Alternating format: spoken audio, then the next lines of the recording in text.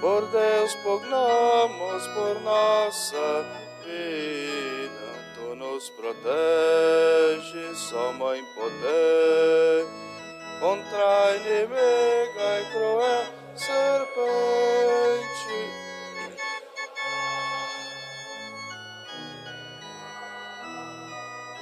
Quem pugna a sombra da Imaculada.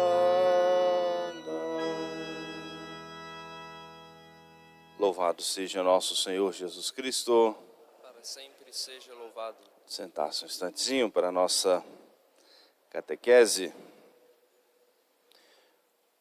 A nossa catequese durante esse ano é sobre sobre os mandamentos, agora nessa última etapa, e hoje já sobre o 8º mandamento, não levantar falso testemunho. O 8º mandamento, diz o catecismo, proíbe falsificar a verdade nas relações com outrem. Esta prescrição moral decorre da vocação do povo santo para ser testemunha do seu Deus, que é e que quer a verdade. Como nós ouvimos no último domingo, na festa de Cristo Rei, nosso Senhor dizendo, todo aquele que é da verdade, ouve a minha voz. E o catecismo diz isso.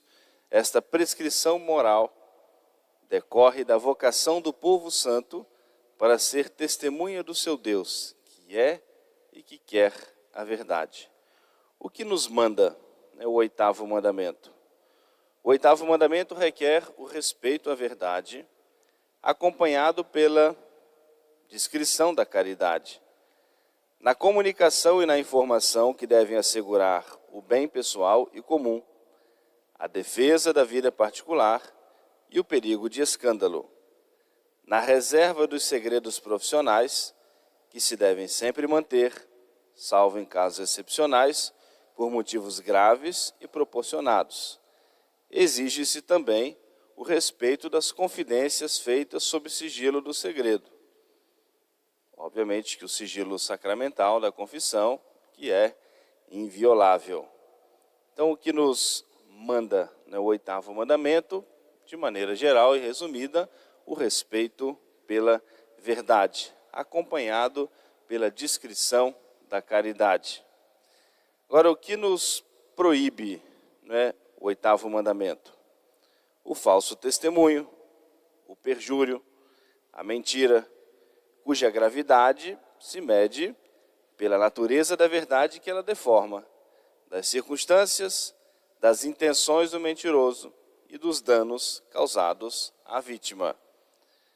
Também nos proíbe o 8º mandamento o juízo temerário, a maledicência, a difamação, a calúnia, que lesam ou destroem a boa reputação e a honra a que a pessoa tem direito. Também, é interessante que nos diz o catecismo, a lisonja e a adulação ou complacência, sobretudo se tem como fim a realização de pecados graves ou a obtenção de vantagens ilícitas. A adulação, elogios falsos, exagerados, sobretudo se tem a finalidade de obter vantagens ilícitas ou de pecados.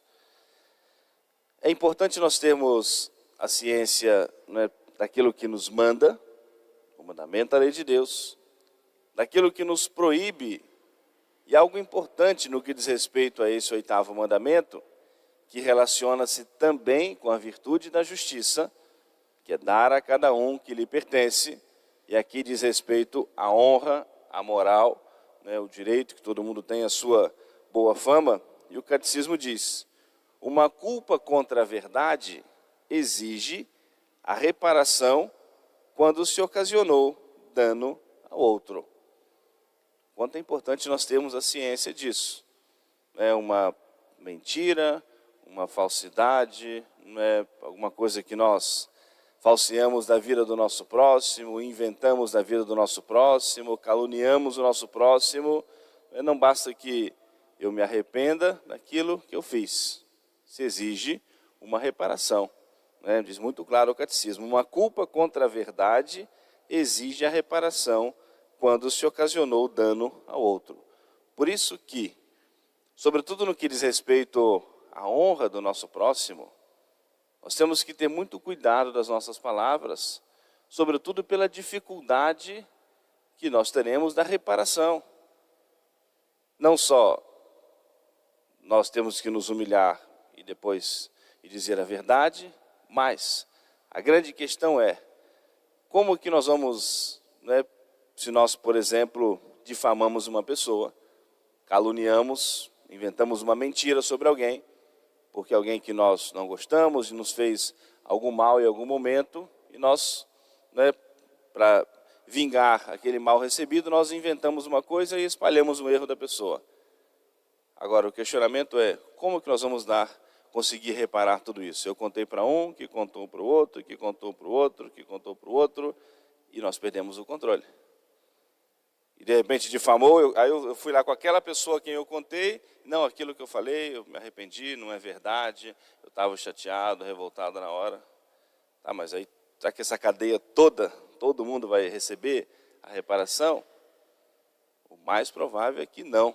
A gente não sabe quantas pessoas ficaram sabendo daquilo a partir daquela mentira, daquela inverdade, daquela calúnia que nós dissemos do nosso próximo. Então, é sempre algo muito importante para nós pensarmos, refletirmos, medirmos as nossas palavras, né, sobretudo no que diz respeito à honra do nosso próximo, por conta disso, porque se a virtude da justiça é dar a cada um que lhe pertence, também a honra que lhe é devida. Então, diz respeito também à virtude da justiça, eu vou lá, me confesso, eu caluniei uma pessoa, inventei, tá, qual é o tamanho desse prejuízo na vida da pessoa? Se eu inventei uma coisa, trouxe às vezes por uma calúnia inteiramente falsa, destruiu a família da pessoa, fez a pessoa perder o seu emprego, fez a pessoa... Mas eu inventei aquilo, não tem fundamento algum, ou seja, com a finalidade apenas de prejudicar aquela pessoa. Qual é o tamanho desse prejuízo? Qual é o tamanho, ou seja, do quanto que eu prejudiquei a pessoa e como que eu vou dar essa devida reparação? Por isso nos diz, né, a Escritura Sagrada, né, o homem que refreia a sua língua é um homem perfeito. Custa para nós, né, sacrifício, mas temos que cuidar muito, sobretudo, no que diz respeito à honra do nosso próximo, é o que nos manda, é o que nos proíbe, é o 8º mandamento da lei de Deus. Fica aí a nossa instrução, o nosso alerta aí para esse domingo. Vamos nós ao canto do Asperges, para nós nos prepararmos para a Santa Missa.